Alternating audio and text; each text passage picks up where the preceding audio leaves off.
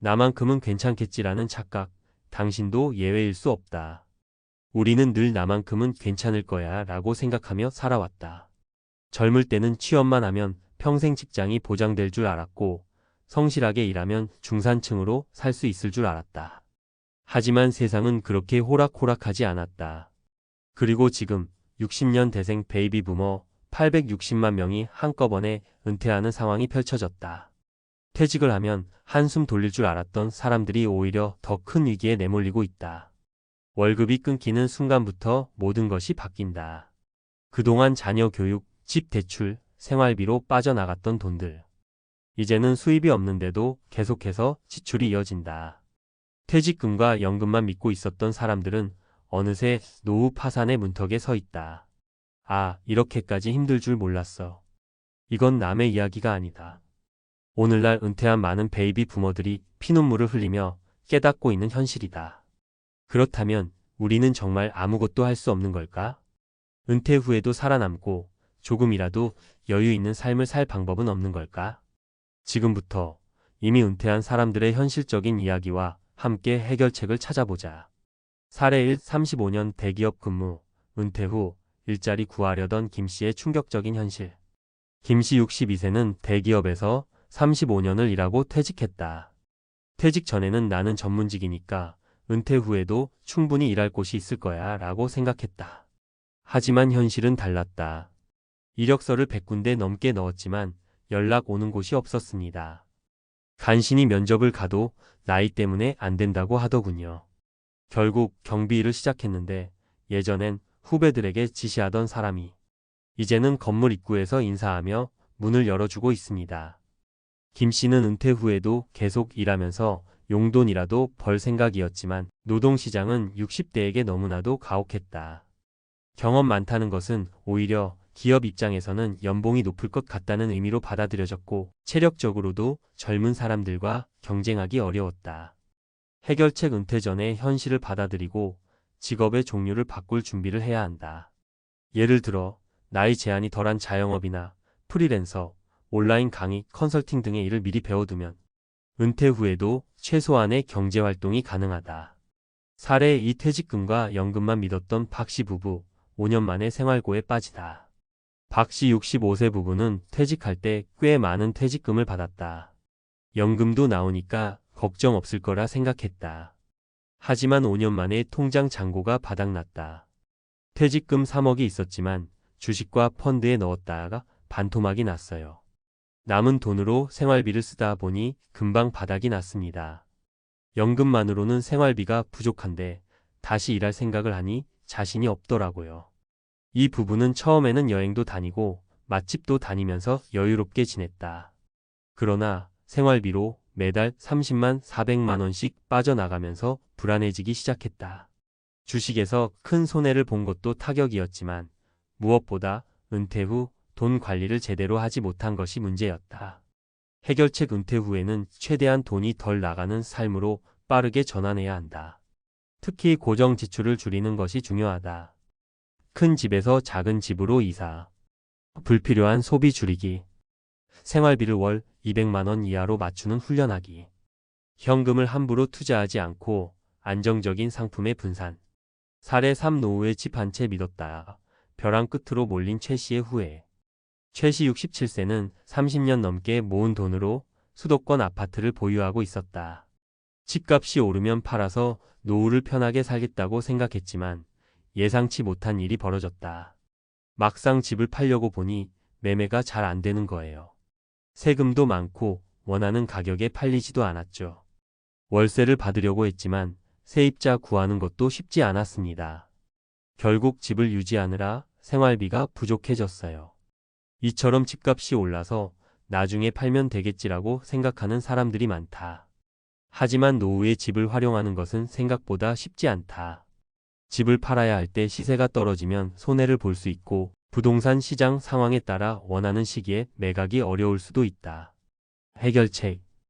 집을 현금화할 수 있도록 은퇴 전에 소형 주택으로 다운사이징 고려하기. 주택연금형 모기지 활용해서 집을 유지하면서도 생활비 보충하기. 무리한 부동산 투자는 피하고 적절한 금융 상품을 활용하기.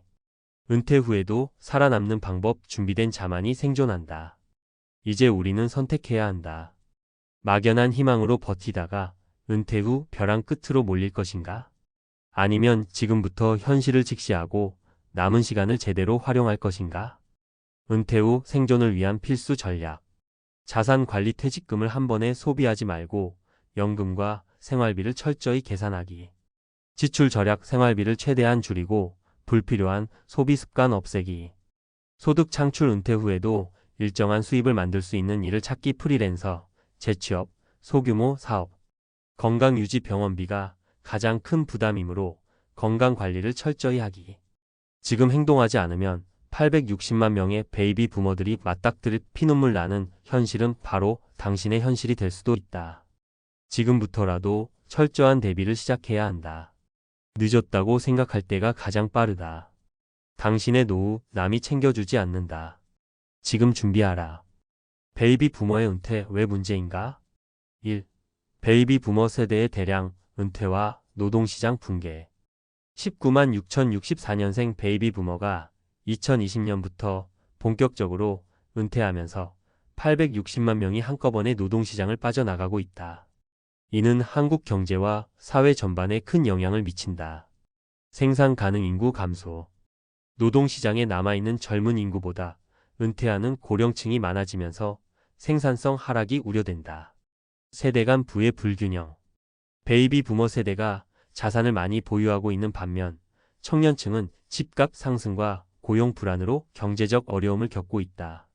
노후 일자리 부족.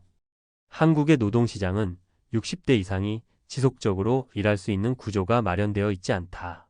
공무원, 대기업, 정규직처럼 일부 직종을 제외하면 은퇴 후에도 안정적인 일자리를 찾기 어렵다. 결론 은퇴 이후 소득이 줄어들지만 생활비 지출은 줄어들지 않는 구조적 문제가 발생한다. 퇴직 후 경제적 현실 연금만으로 살 수 있을까? 2. 국민연금 과연 충분한가? 현재 한국의 국민연금 가입자 중 많은 베이비 부머는 국민연금만으로 생활하기 어렵다. 2023년 기준 평균 국민연금 수령액 약 60만 80만 원 월 평균. 10년 이상 가입한 경우에도 평균 120만 원 수준. 최소 생활비 1인 가구 기준 약 18만 200만 원의 턱없이 부족. 연금만으로 생활이 가능한가? 국민연금이 120만 원이 나온다 해도 주거비, 의료비, 식비를 감당하기 어려운 것이 현실이다.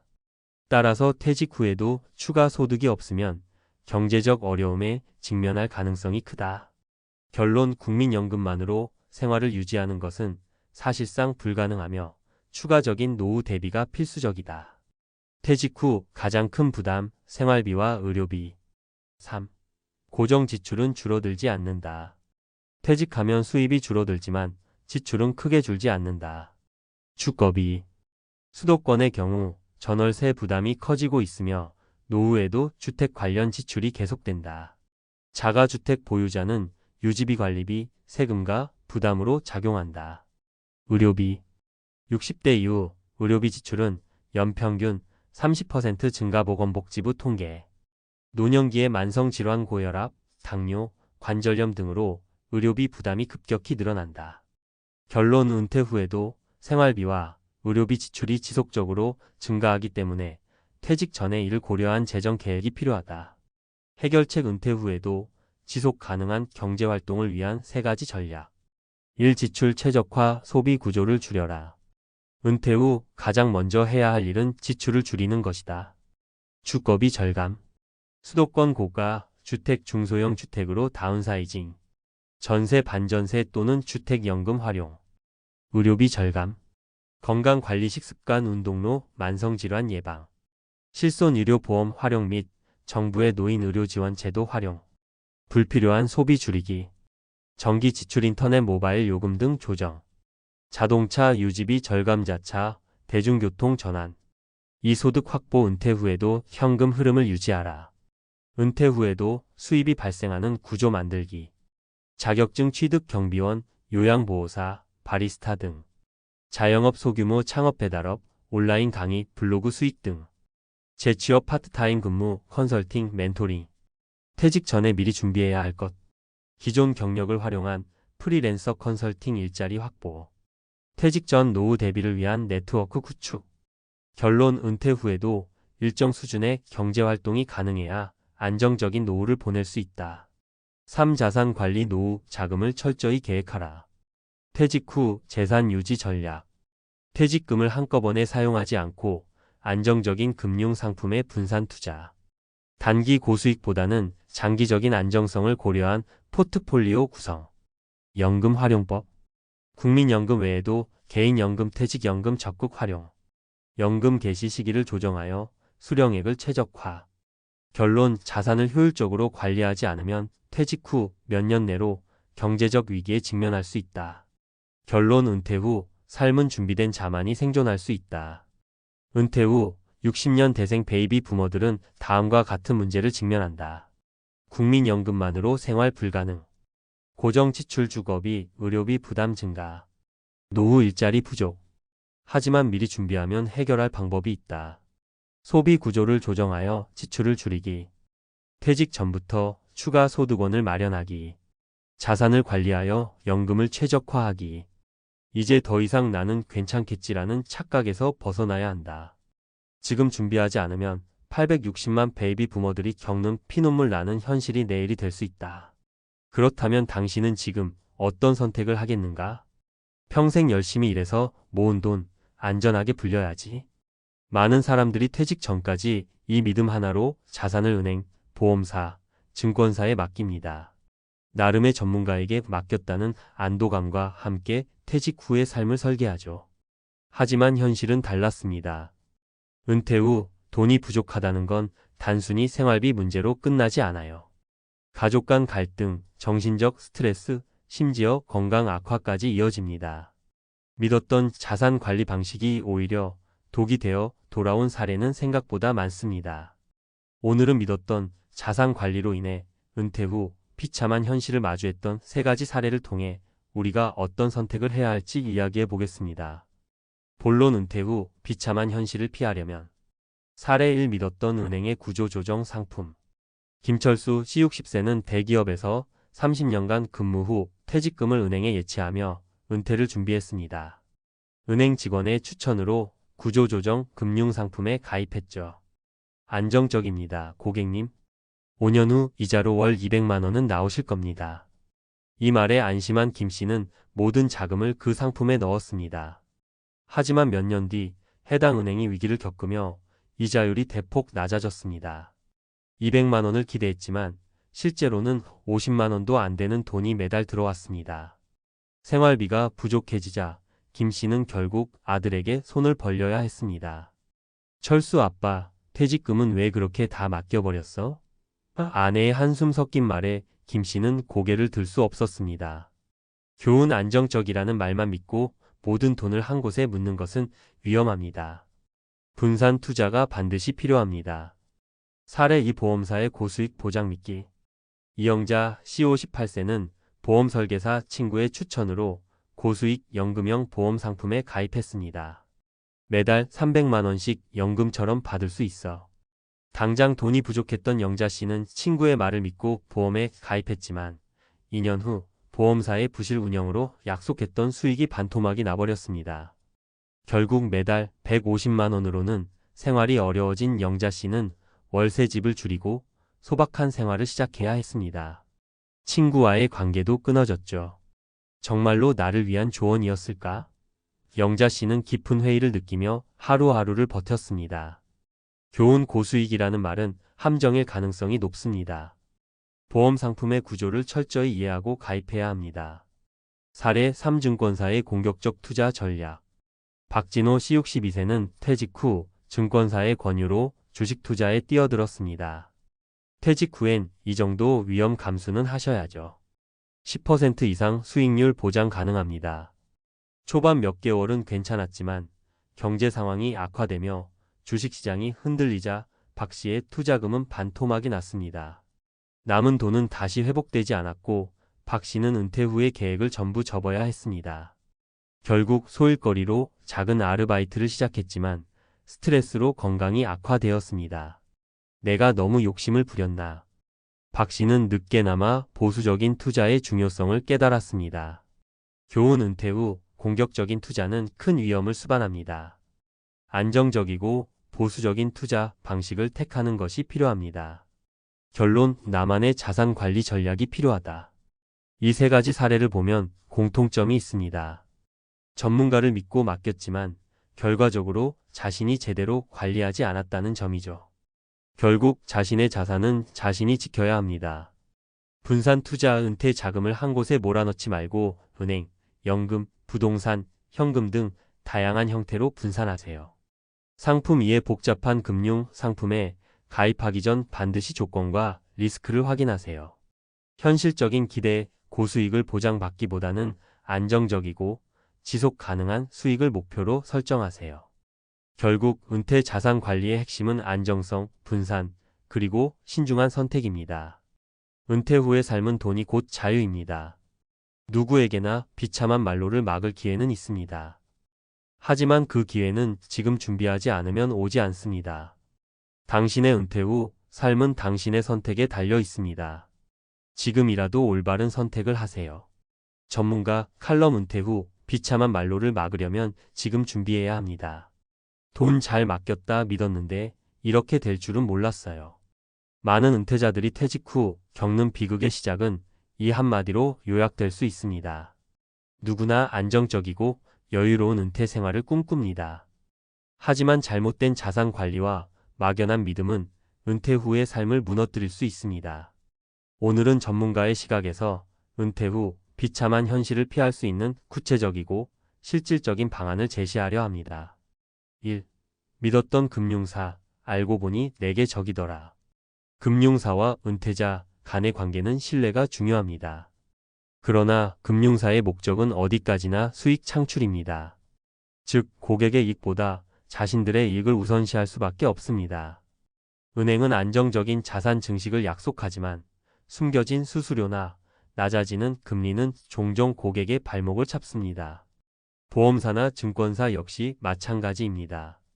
해결책: 금융사의 상품을 무조건 믿지 말고 객관적인 평가와 비교를 통해 선택해야 합니다. 금융 전문가에게 자문을 구하되 반드시 독립된 재무 상담가를 통해 조언을 받아야 합니다. 2.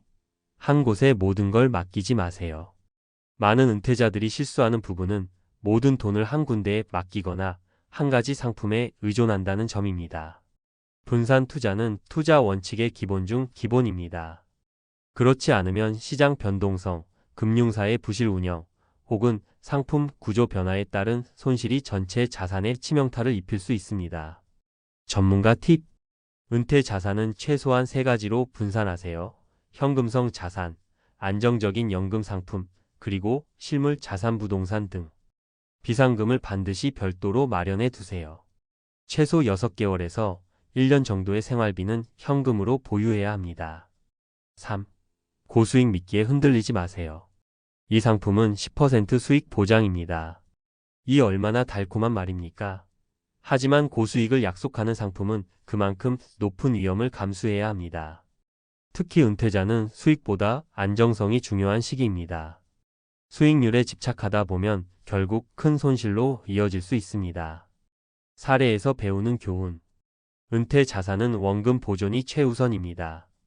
고위험 상품은 은퇴 전 자산으로만 운용하고 은퇴 후 자산은 안정적인 금융 상품에 투자하세요.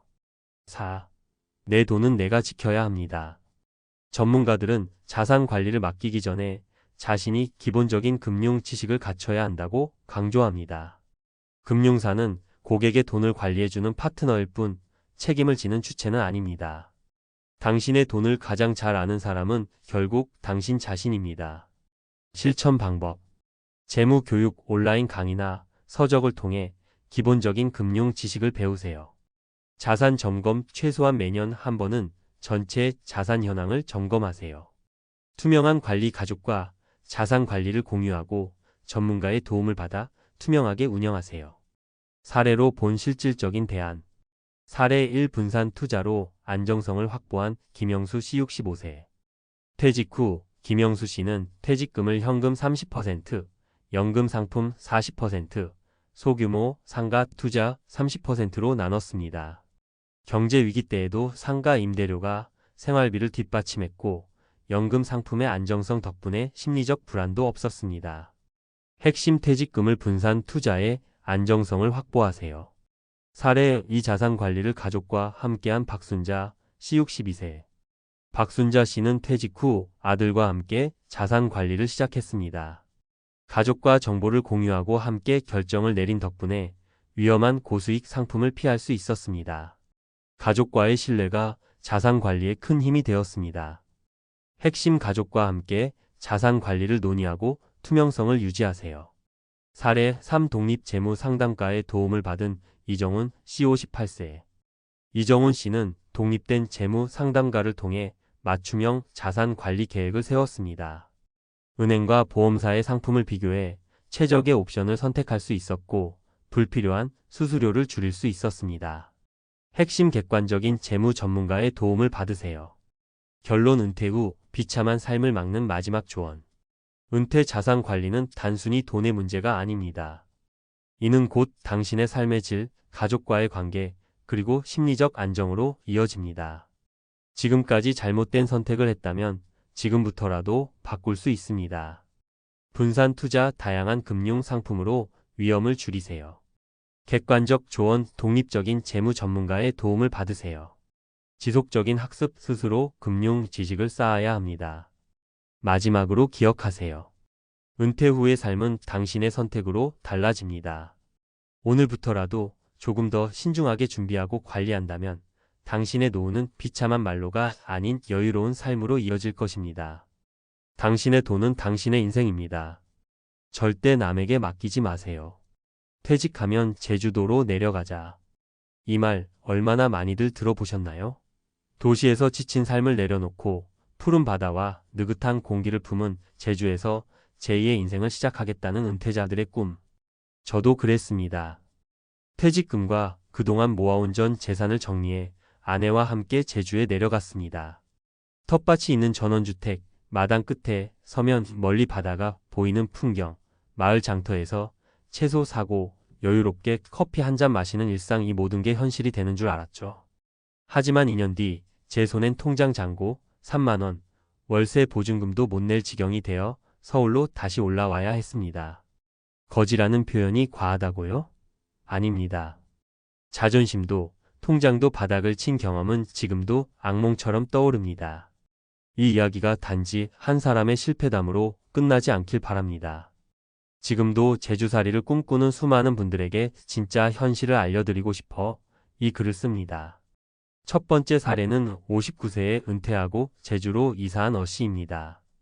대기업 연구직으로 은퇴 전까지 꽤 안정적인 수입과 자산을 가지고 있었죠. 3억 원 정도 되는 퇴직금을 들고 제주시 외곽에 단독주택을 1억 8천에 구입했습니다.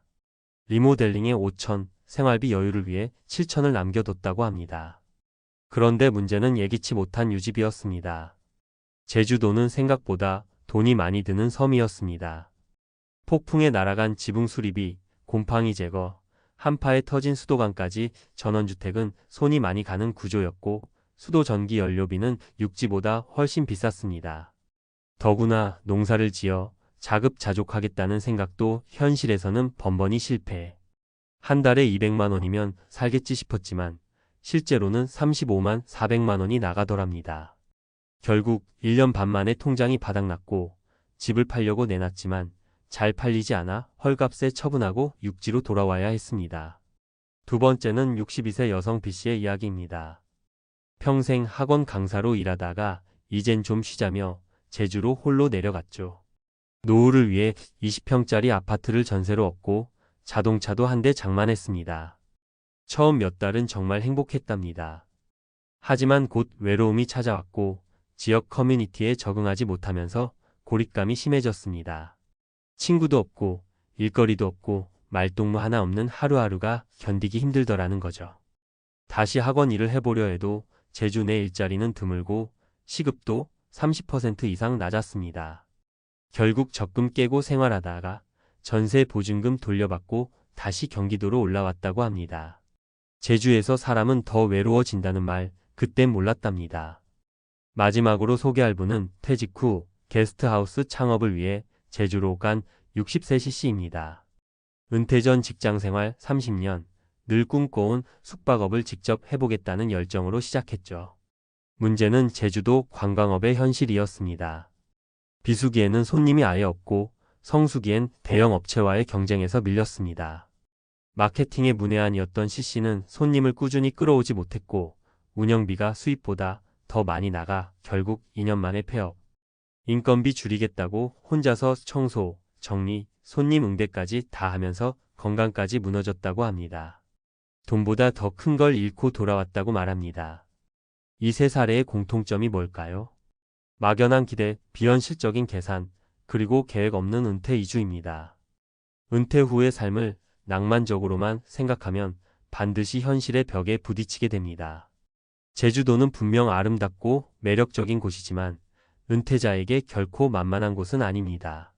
생활비, 의료 접근성, 사회적 관계, 일거리, 유지비, 날씨와 기후까지 모든 걸 종합적으로 고려하지 않으면 그저 비싼 고립된 섬이 되어버릴 수 있습니다.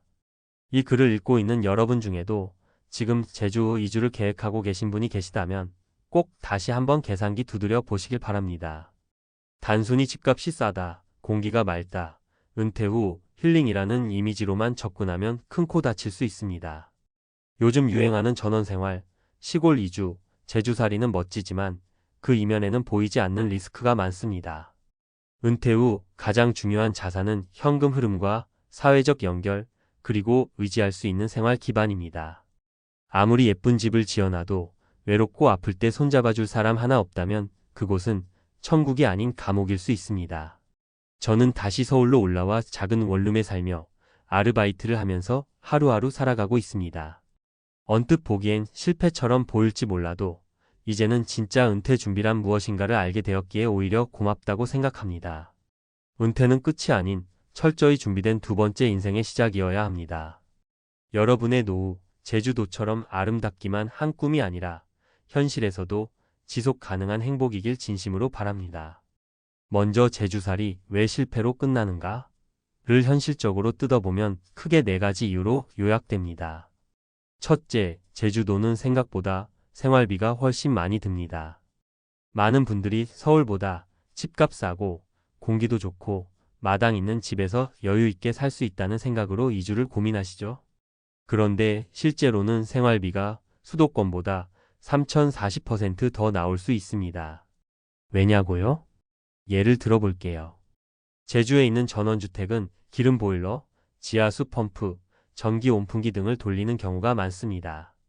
그러다 보니 난방비나 전기세가 한겨울 기준 월 4,060만 원까지 나옵니다. 수도요금은 별도로 나오고요. 게다가 육지보다 싸겠지 하는 식자재나 생필품도 물류비 때문에 오히려 비쌉니다. 마트 장보기가 수도권보다 2030% 비싼 경우가 많죠. 또 병원 접근성도 문제입니다. 제주대병원이나 큰 병원은 제주시 안에 몰려 있어서 서귀포나 외곽 마을에 사시는 분들은 버스 타고 1시간 이상 이동해야 하는 상황도 생깁니다. 당연히 진료 받으러 올라올 때 교통비, 택시비도 만만치 않게 드는 구조고요. 둘째, 은퇴자들이 흔히 빠지는 심리적 착각이 있습니다. 대표적인 게 이거예요. 난 도시 생활에 질렸고 자연에서 힐링하면 만족할 거야. 하지만 막상 자연 속에 들어가서 하루, 이틀, 한 달 그렇게 6개월쯤 지나면 심심함과 외로움이 찾아오기 시작합니다. 은퇴 후 사람들은 직장을 통해 맺었던 사회적 연결이 끊기는데 제주에선 새로운 관계 맺기가 더 어렵습니다. 로컬 커뮤니티가 단단해서 외지인이 쉽게 섞이기 힘들고 또 일자리가 많지 않다 보니 일터를 통한 연결도 어렵죠. 이건 60대가 겪는 가장 큰 심리적 위기입니다. 내가 여기에 왜 왔지? 라는 질문이 스멀스멀 올라오는 시점에서 많은 분들이 후회하게 돼요. 셋째, 은퇴 자금 설계가 구체적이지 않은 경우가 많습니다. 많은 분들이 3억 있으면 되겠지, 집 하나 사놓고 살면 되라고 생각하시지만 그건 계획이 아니라 그냥 희망사항입니다. 실제로 은퇴 후 제주살이를 안정적으로 유지하려면 매월 고정적인 현금 흐름 소득이 있어야 합니다. 현실적인 기준을 제시하자면 제주에서 단독주택 차량 유지하며 적당한 여유를 갖고 살려면 최소 월 300만 원, 아파트 전세나 임대 전략 생활 기준으로 월 20만 230만 원은 필요합니다. 그렇다면 이 돈이 어디서 나와야 할까요? 국민연금 월 130만 원, 퇴직연금 월 50만 원 받는다고 해도 턱없이 부족하죠. 그래서 많은 분들이 적금을 깹니다. 그런데 그 적금이 12년 만에 고갈됩니다. 예산 계획 없이 단순히 모아둔 돈을 깎아 먹는 구조로 가면 빠르면 18개월 안에 위기가 옵니다. 넷째, 수익 없는 이주는 결국 고립과 파산으로 이어질 가능성이 큽니다. 아무리 생활비를 아껴도 현금 흐름이 없는 은퇴자는 심리적으로 위축되고 두려움에 빠지게 됩니다. 그래서 요즘에는 세컨드 직업을 가지고 제주로 이주하는 분들이 조금 더 안정적입니다. 예를 들면요, 유튜브 브이로그 운영 은퇴 후 일상 콘텐츠, 펜션이나 소규모 숙박업 운영단, 초기 투자비 조심, 온라인 커머스, 블로그 수익, 원데이 클래스 등. 다만 중요한 건 이주 전에 수익 구조를 먼저 만든 사람만 살아남는다는 겁니다. 떠나고 나서 돈 벌 방법을 고민하면 이미 늦습니다. 그렇다면 실패하지 않기 위한 5가지 실전 팁을 정리해 볼게요. 6개월 1년 단기 거주부터 시작하세요. 무턱대고 이사하지 마시고 한 달 살이부터 해보세요. 겨울도 여름도 겪어보셔야 진짜 환경을 알 수 있습니다. 전세나 단기 임대를 추천합니다. 전원주택 사서 리모델링하고 정착하는 건 이주 실패자의 전형적인 루트입니다. 처음엔 가볍게 유연하게 사세요. 현금 흐름을 확보하세요. 국민연금 외에 월 최소 100만 원 이상 들어오는 수익원을 확보하세요. 임대 수익, 콘텐츠 수익, 소소한 부업 등 무엇이든 좋아요. 의료 인프라를 고려한 위치 선정이 중요합니다. 병원이 가까운 제주시권 또는 의료 접근이 쉬운 지역으로 우선 고려하세요. 나이 들수록 병원은 삶의 질을 좌우합니다. 관계 단절에 대한 준비를 하세요. 제주에서 새로운 인간관계를 만들 수 있는 활동을 계획해 두세요. 봉사활동, 동호회, 교회, 마을 모임 등 최소 12가지 커뮤니티에 들어가는 연습이 필요합니다.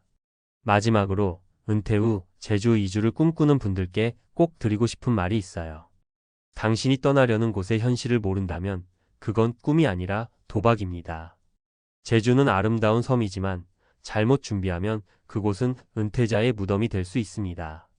꿈은 꾸되 현실 위에 튼튼한 설계를 먼저 하세요. 은퇴는 시작입니다. 제주살이는 그 시작의 한 방식일 뿐이지 해답은 아닙니다.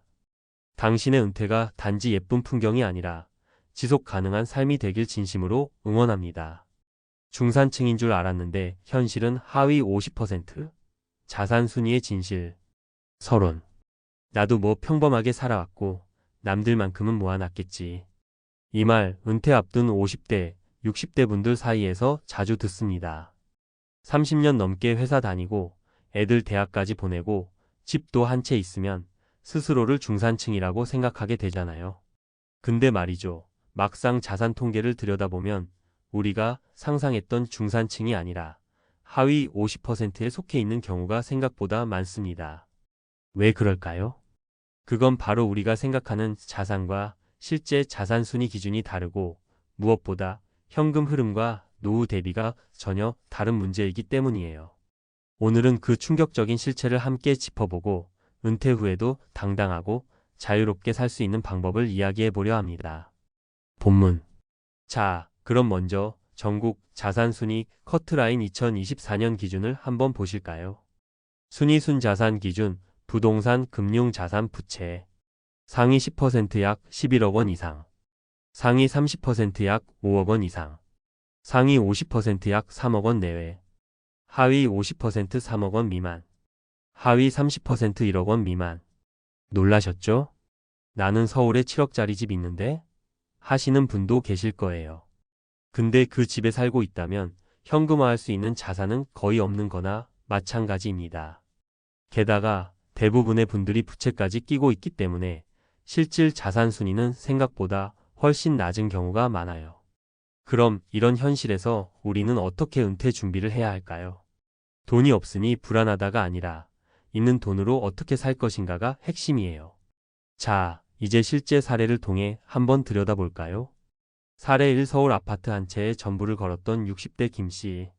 김 씨는 서울 외곽에 7억짜리 아파트를 가지고 있었습니다. 퇴직금은 8천만 원, 국민연금은 월 90만 원 정도. 표면적으로 보면 중산층 같죠? 그런데 퇴직 후 문제는 현금 흐름이었습니다. 생활비, 병원비, 자녀 지원까지 하다 보니 3년 만에 퇴직금이 바닥났어요. 그때부터 김 씨 부부는 갈등이 생기기 시작했죠. 매달 고정 지출은 250만 원인데 연금으로는 턱도 없고 집을 팔자니 갈 곳이 마땅치 않았던 겁니다. 결국 결단을 내렸습니다. 집을 팔고 수도권 전세로 옮기고 남은 3억 원으로 월세 수익형 부동산과 배당주에 투자했어요. 그 결과 월 120만 원의 추가 수입이 생기고 지금은 여유가 생겼다고 합니다. 김 씨가 말하길 집이 자산인 줄 알았는데 그건 잠겨있는 돈이더라.